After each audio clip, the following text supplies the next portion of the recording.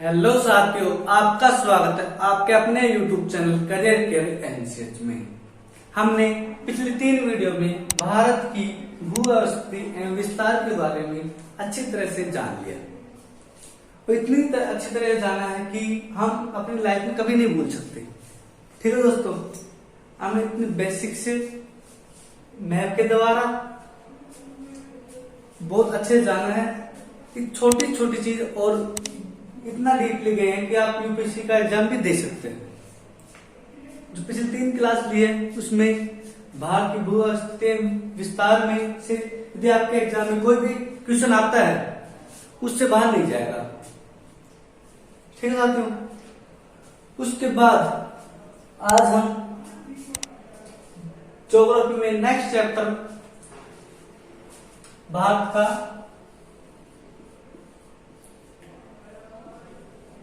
अपवातंत्र पढ़ेंगे।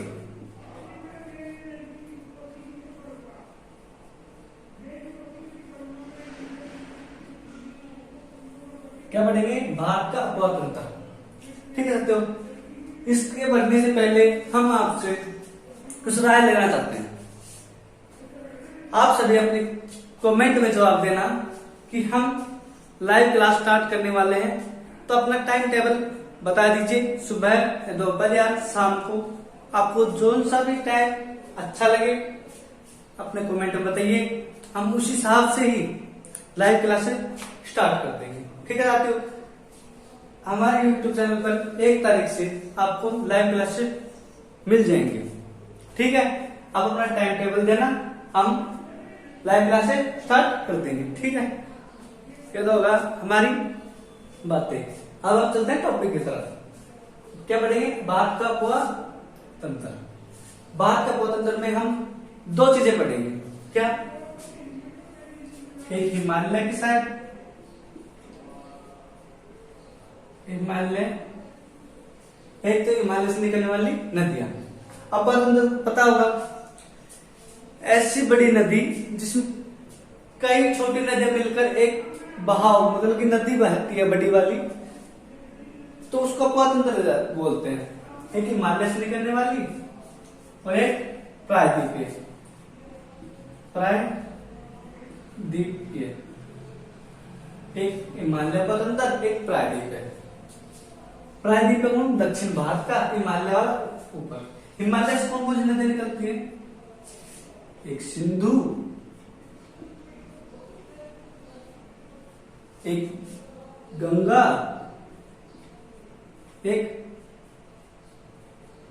ब्रह्मपुत्र। ये 3 नदियां हिमालय से निकलती हैं और इधर से दक्षिण में निकलती हैं, जैसे गोदावरी, कावेरी, गोदावरी, कावेरी,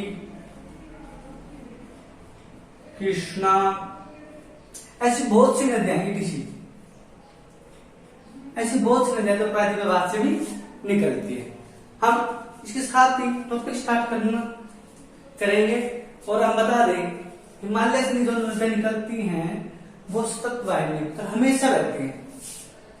सतत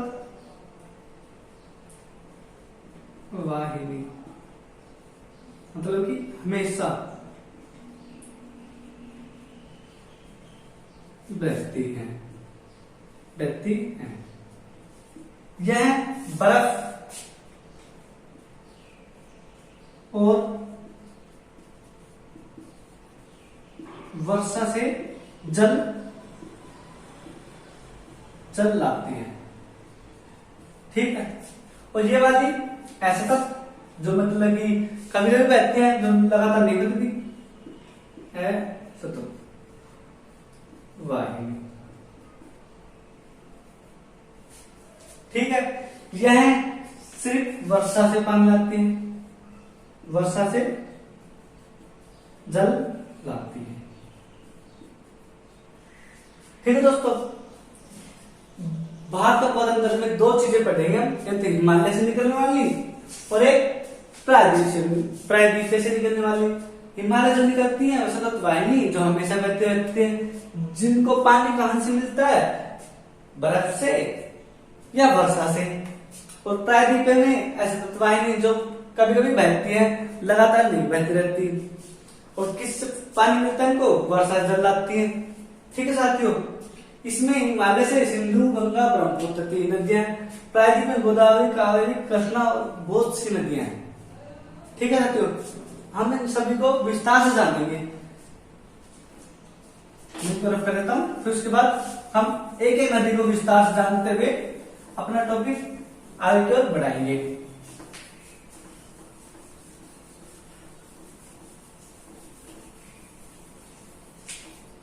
ठीक है, इससे पहले हम हिमालय से निकलने वाली नदियों को पढ़ते हैं पहले। ठीक है, हिमालय से निकलने वाली एक नदी है सिंधु। सिंधु नदी।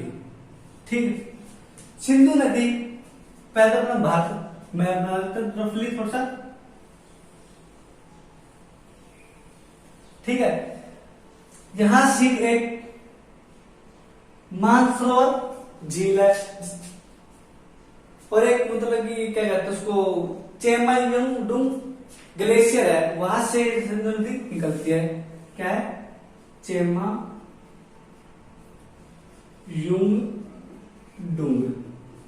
ग्लेशियर, ग्लेशियर से निकलती है। ठीक है, यहां पर इस नदी को किस नाम से जाना जाता है?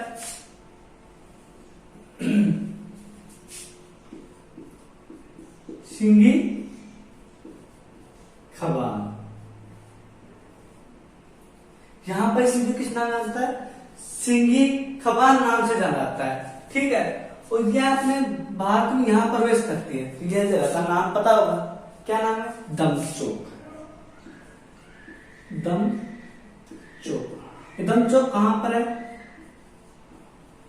लद्दाख में।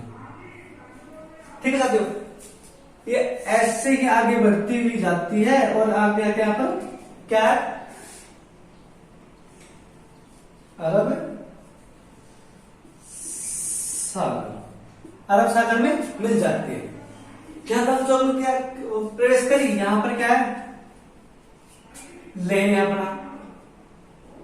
ठीक है, जैसे आगे बढ़ेगी, जैसे आगे बढ़ेगी तो उसके साथ ही कुछ नदियां भी मिलेंगी। ठीक है, यहां पर से एक नदी आती है, उसको क्या बोलते हैं? शोक नदी। इसको शोक नदी क्यों बोलते हैं? क्योंकि यहां पर एक ग्लेशियर है, बहुत बड़ा ग्लेशियर है, हमेशा बर्फ से ढका रहता है। आप पता होगा कि अपने जो फौजी भाई हैं, जो आर्मी जवान हैं, अपने जवान जो भी वहां पर रहते हैं, काफी बार ऐसा होता है कि वो ग्लेशियर के अंदर चले जाते हैं, उनकी डेथ भी हो जाती है। तो इस नदी को क्या कहते हैं? शोक नदी बोलते हैं। ये नदी किसकी सहायक नदी है? सिंधु नदी की सहायक नदी है। ठीक है, और शोक नदी की एक सहायक नदी है, शोक की सहायक क्या है? नुब्रा नदी। नुब्रा नदी, नुब्रा नदी किसकी सहायक नदी है? शोक नदी की। शोक नदी किसकी सहायक नदी है? सिंधु नदी की। ठीक है, यहां पर इसको नाम क्या बोलते हैं? सिंधु नदी। सिंधु नदी बोलते हैं। ठीक है दोस्तों, इसमें ही ऐसे आगे चलते रहेंगे तो इसमें क्या कहते हैं? गिलगित नदी, गिलगित नदी और जास्कर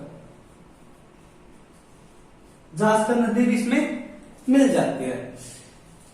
जास्कर एक पर्वत श्रेणी का नाम भी है और नदी भी है। नुब्रा एक घाटी भी है और नदी है। तो नुब्रा घाटी है और नुब्रा नदी ही इस घाटी को निर्माण करती है। ठीक है, यहां से एक नदी निकलती है, क्या नाम उसका? झेलम। यहां से नदी निकलती, क्या नाम इसका? झेलम। झेलम का उद्गम स्थल क्या है? झेलम का क्या है? उद्गम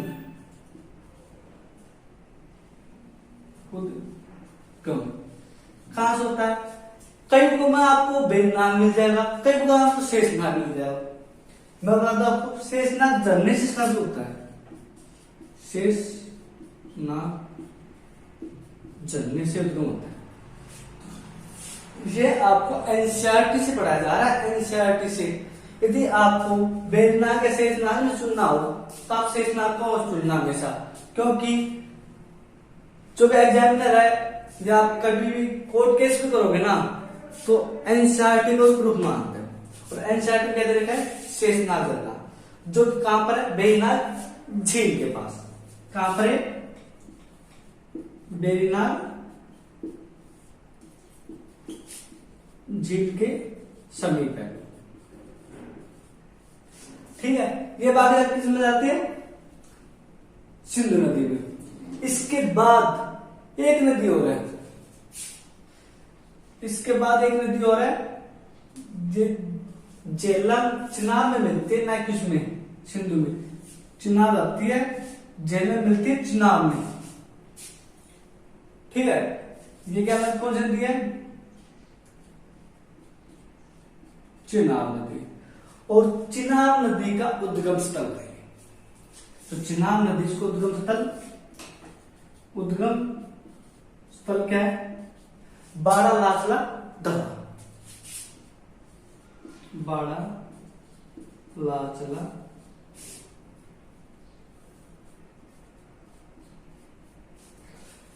चिनाब नदी का उद्गम स्थल क्या है, बाड़ा लाचला दर्रा। ठीक है, मैं यहां से थोड़ा सा रफ कर देता हूं, इसको रफ करता हूं, इसको करता हूं, इसको करता हूं, एकदम नोट कर लिया होगा। ठीक है, यहां से निकलती क्या, ये निकली चिनाब नदी। चिनाब नदी मिलती है कहां पर, पाकिस्तान के मिठानकोट में।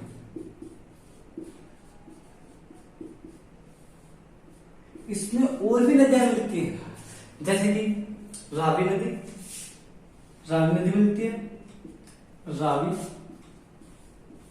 नदी को दोस्तों रोहतांग दर्रा। आपको याद करने की बताऊं, रहस्य रावी रहस्य रोहतांग। ठीक है, रहस्य रावी रहस्य रोहतांग। ठीक है, और इस चिनाब का बाड़ा लाचला, बाड़ा लाचला दर्रा, इसका शेषनाग, शेषनाग। ठीक है, चिनाब बाड़ा लाचला, चिनाब बै बाड़ा लाचला, इसकी ट्रिक ये है। और इसका रावी का रोहतांग दर्रा, झेलम शेषनाग। उसके बाद रावी के जस्ट बाद कौन सी आती है, व्यास नदी, एक सतलज नदी यहां से आती है, यहां पर आती है, एक यहां से एक व्यास नदी आती है, सतलज मिल जाती है। ठीक है, यह कौन सी नदी है, यहां पर लिख देता हूं सतलज नदी को नेक्स्ट उसमें लिखते हैं, इसको मैं थोड़ा रफ कर देता हूं, यहां तक नोट कर लिया होगा अच्छे से। ठीक है, आप यहां बताऊं रफ,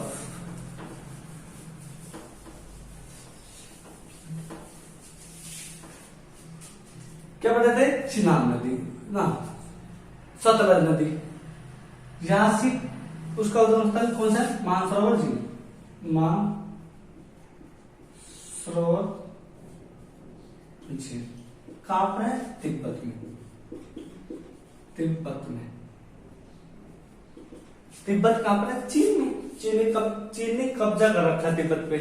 ऐसे तो एक अलग से देश है, बट चीन अपने अंदर ही तिब्बत को मानता है। ठीक है, इस यहां से कौन सी नदी निकलती है, सतलज, सतलज। ठीक, सतलज निकलती है और जाती यहां पर एक नदी मिलती, इसमें व्यास। उद्गम स्थल इसका व्यास नदी का रोहतांग दर्रा।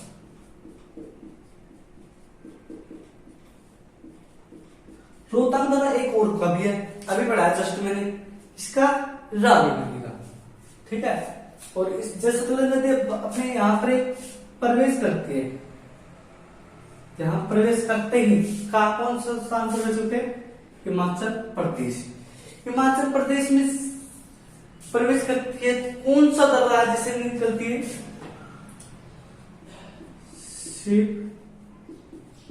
किला दर्रा, शायद सतलज, शायद शिव किला, ठीक है। हम ट्रिक के साथ ऐसे ही पढ़ते रहेंगे, ठीक है दोस्तों। लाइक को ज्यादा शेयर करते रहिए, लाइक करते रहिए, अपने ज्यादा ज्यादा दोस्तों को हमारी क्लास से जोड़ते रहिए और अपना सपोर्ट ऐसे ही बनाते रहिए। हम अपना कॉन्टेक्ट इससे बेहतर आपको देते रहेंगे। कहा थे हम? सतलज नदी में, हिमाचल प्रदेश में शिव किला दर्रे में भारत में प्रवेश करती है, उसके जस्ट बाद में ही यहीं पर हिमाचल प्रदेश में एक परियोजना है, नापता जाकरी परियोजना। कहां पर है? हिमाचल प्रदेश में। एक यहां से आती है परियोजना हिमाचल प्रदेश में, कौन सी है? लोहरी परियोजना, लोहरी परियोजना। कहां पे? हिमाचल प्रदेश। लोहरी परियोजना जैसे कि हिमाचल प्रदेश में ना तो झाकरी परियोजना होगी, उसके बाद यहां से गोविंद सागर परियोजना है। कौन सी? गोविंद सागर परियोजना। कहां पर है? यह हिमाचल प्रदेश और पीबी मतलब पंजाब। कहां पर है? हिमाचल प्रदेश और पंजाब दोनों के अंदर है। यहीं पर यह सबसे बड़ी बांध भी है, यहाँ पर सबसे बड़ी परियोजना भी है और सेकंड हाईएस्ट बांध भी है। सबसे बड़ी परियोजना, बांध सबसे बड़ी परियोजना है और सेकंड हाईएस्ट बांध, सेकंड सबसे बड़ा बांध कहां पर है? हिमाचल प्रदेश और पश्चिम बंगाल, पश्चिम बंगाल पंजाब लिख देता हूं, हिमाचल प्रदेश पंजाब में, ठीक है। इसमें व्यास नदी आगे मिली, यहाँ पर जो व्यास नदी यहाँ पर आकर मिली, ये जगह है कहां पर है? पंजाब में। कहां पर है? पंजाब। पंजाब में कौन सी जगह है? जगह का नाम है कपूरथला, कपूरथला। यहाँ पर जो व्यास नदी आके सतलज नदी में मिली, वो कहां पर? पंजाब में। पंजाब में कौन सी जगह पे? कपूरथला जगह है और यहीं से एक नहर निकाली गई, इंदिरा गांधी, इंदिरा गांधी नहर, ठीक है। ये भारत की सबसे बड़ी नहर है। कितना किलोमीटर है? 649 किलोमीटर लंबी है। भारत की सबसे बड़ी नहर, सबसे बड़ी नहर, ठीक है दोस्तों। यह नदी आगे जाके यहां पर जो सिंधु नदी आ रही थी, इस नहीं, ये सतलज नदी चिनाब नदी मिल जाती है। यहाँ पर चिनाब नदी आ रही थी, यहाँ पर चिनाब नदी में आती है और चिनाब नदी कहां मिल जाती है? सिंधु में। ये कौन सी थी? सिंधु। ये कौन सा? मिठानकोट, मिठानकोट कहां पर? पाकिस्तान में, ठीक है साथियों। हम एक बार फिर से रिवाइज कर लेते हैं। सतलज नदी को हमने यहां से निकली, कौन सी जगह? मानसरोवर झील। मानसरोवर झील में कहा? राजस्थान, ताल झील, इसके नजदीक है प्रॉपरली राजस्थान झील से इसके नजदीक नजदीक है। ठीक है साथियों, अब आगे जाके इसमें ये कहां प्रवेश करती है भारत में, हिमाचल प्रदेश शीतला दर्रा से। उसके बाद एक परियोजना है नाता झाकरी परियोजना हिमाचल प्रदेश में।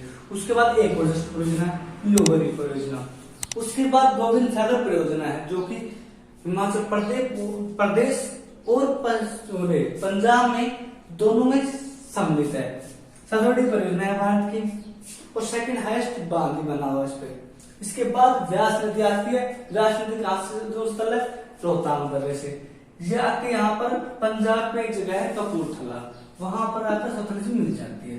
सतलुज यानी से एक नहर निकाल जाती है, इंदिरा गांधी नहर, जो कि भारत की सबसे बड़ी नहर है। और कितना क्षेत्रफल है उसका, 649 किलोमीटर। और यह सतलुज नदी आगे चिनाब में मिल जाती है और चिनाब नदी आके सीधा सिंधु नदी में। सिंधु नदी में कहा पठानकोट पाकिस्तान में जाते हैं।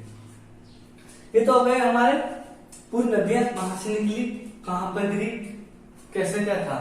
उसके बाद हम इन नदियों की जो परियोजना है, जो परियोजना थी इन नदियों पे, सिंधु नदी में कौन कौन सी परियोजना है, झेलम पे कौन सी है, चिनाब पे कौन सी है, रावी पे कौन सी है, व्यास पे कौन सी है, सतलज तो बढ़वा दी।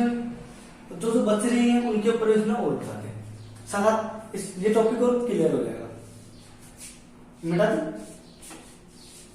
जस्ट फोटो ले लीजिए या फिर नोट कर लीजिए।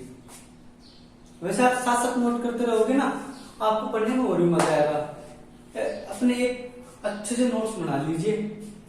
आपको बाद में जब एग्जाम टाइम आएगा तो आपको दोहराने की जरूरत इतनी टाइम नहीं लगेगा जितना आपको लगेगा, क्योंकि अब जितना बना लोगे ना, एग्जाम टाइम में आप एक दिन के अंदर ज्योग्राफी, पॉलिटिकल, हिस्ट्री, साइंस वगैरह सभी चीज रिवाइज करोगे। इस पेज पर देखो मैंने एक पेज में पूरा सतलुज नदी, व्यास नदी, एक पेज पिछले वाले का था सिंधु नदी, झेलम, व्यास, वो कैसे रावी, चिनाब, ये वाली थी। ठीक है, रफ करो। ठीक है,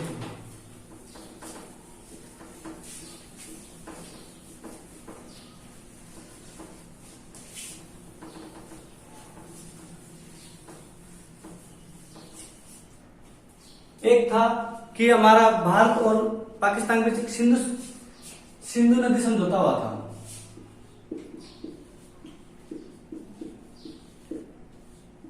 कब हुआ था, 1960 में हुआ था। इस समझौते में क्या हुआ था कि कुल नदी 5 तो इसकी सहायक नदी होगी, एक होगी, 6 नदियां होगी। 6 नदियों में भारत कौन सी नदी का पानी लेगा, पाकिस्तान कौन सी नदी का पानी लेगा। ठीक है, सिंधु नदी, झेलम और चिनाब, रावी, व्यास, सतलुज। ठीक है, ये नदी, ये 5 नदी की सहायक नदी है। मैंने सीरियल वाइज ही चाहा। ऊपर से कौन जाती है, सिंधु नदी, फिर झेलम आती है, फिर चिनाब आती है, फिर रावी, फिर व्यास, फिर सतलुज। ठीक है, इन तीनों नदियों का भारत कितना परसेंट यूज करता है, भारत 20% यूज करता है। और पाकिस्तान कितना यूज करता है, 80% यूज करता है, 80% यूज करता है। ठीक है दोस्तों, इन तीनों नदियों का भारत 80% यूज करता है और पाकिस्तान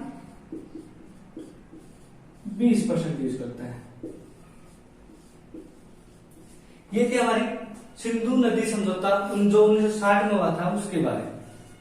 ठीक है दोस्तों,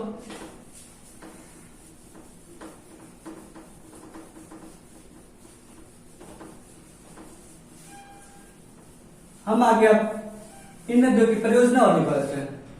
जैसे कि सिंधु नदी थी, सिंधु नदी के साथ में कौन सी नदी थी, झेलम।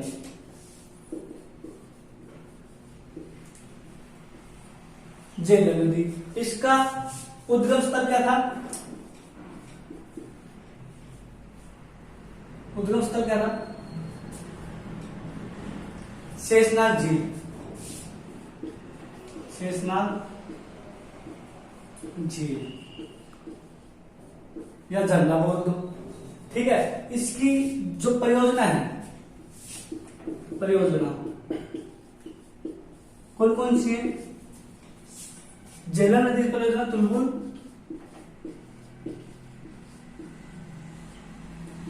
उड़ी, और तीसरी कौन सी है? किशनगंगा।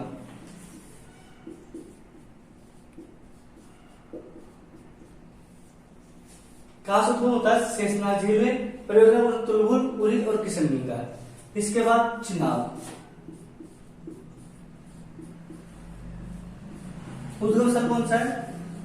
बारालाचा दर्रा।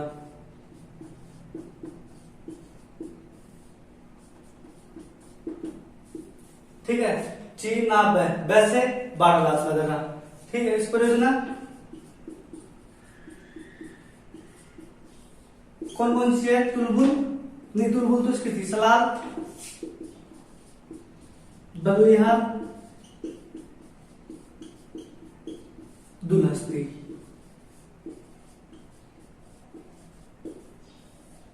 कहां से उद्गम होता है? बारालाचा दर्रा से। परियोजना कौन सी? सलाल, बलुइहार और दुलहस्ती।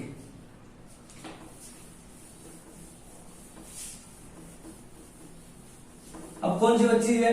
सिर्फ रावी नदी बची हुई है। सतलज और व्यास का उसके साथ ही बता दिया था आपको, रावी नदी। उद्गम रोहतांग दर्रा, रोहतांग दर्रा। ट्रिक याद करने की, राज से रावी, राज से रोहतास। ठीक है साथियों, इसी परियोजना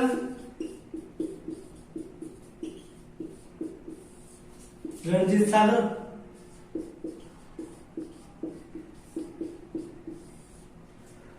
और चमेरा परियोजना। रणजीत सागर है ये, इस पे बांध भी है इस पे। ठीक है साथियों, और परियोजना दोनों एक ही है। इसके साथ ही हम अपने आज की क्लास कंप्लीट करते हैं। और आज हमने सिंधु नदी और उसकी सहायक नदी जितनी भी थी उनको कंप्लीट अच्छी तरह से कर लिया है। आपको अच्छी तरह समझ में आया होगा। यदि आपको कोई भी दिक्कत आती है इस क्लास से, आप कमेंट करके अपना जवाब ले सकते हैं। क्लास अच्छी लगी हो तो लाइक करें, शेयर करें, सब्सक्राइब करना न भूलें। धन्यवाद।